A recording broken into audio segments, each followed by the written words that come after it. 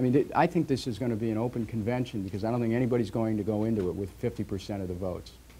And so California could change the direction. And because of health care, because of education, these issues are so hot in this state. Students can change the outcome. I mean, that's why we're here, because we understand that you can change the outcome.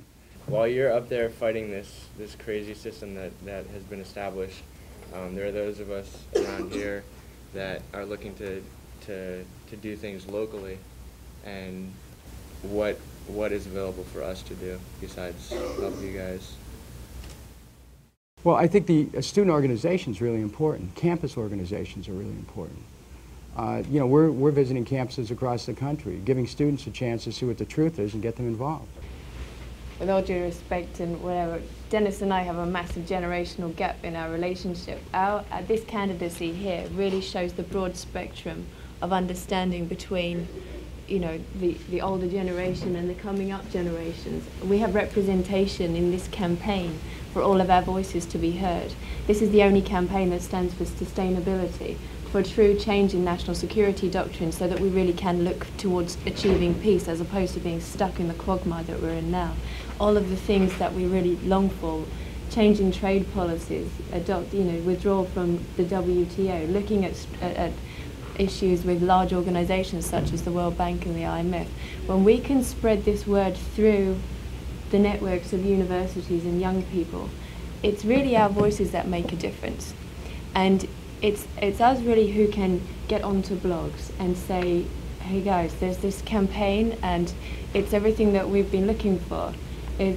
It was totally unexpected when I met Dennis. I met him on my second week in America, walking into Congress thinking, oh God, keep your head down, don't mention anything about Iraq, don't mention anything about Kyoto, blah, blah, blah.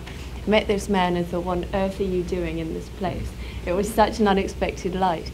And really, it's sort of everybody now up and down the nation are really looking for who is it who can actually lead this country and how is it that we all together can start making the changes that really need to happen, and it's not just hearsay, it's actually somebody who talks the talk and walks the walk and has been doing that for 40 years. We're in an era where we're all mediums, where we have the power to communicate in a way that previous generations could not have even dreamed of, where each one of us can be a TV station or a radio station. Each one of us can send text messages around the country and around the world. Each one of us has the chance through blogs and vlogs and other means of communicating. Don't sell yourself short on this. I want to invite you to participate in something called Text Peace, to join our national peace effort. 73223, Text Peace, and join our peace effort. You can do this right now by going to your cell phone and punching in those numbers and hitting enter, and you'll join. There are so many ways of organizing that are taking place. Everything's changing with respect to communications in our world. And while the people who are running these networks understand that, they also know, look, what do? They have websites now. They're trying to find ways of gathering people and getting them in. Newspaper circulation is dropping because they realize everything's changing. The media actually is becoming more democratic only because of we the people. So while we have the corporate media, we also have ourselves. Let's not forget that. We're the counterbalance to that. And as we exercise that capability, we will change this country. Don't forget that the Russian government changed through fax machines. People using fax machines and organizing with fax machines. Look at the power that we have now.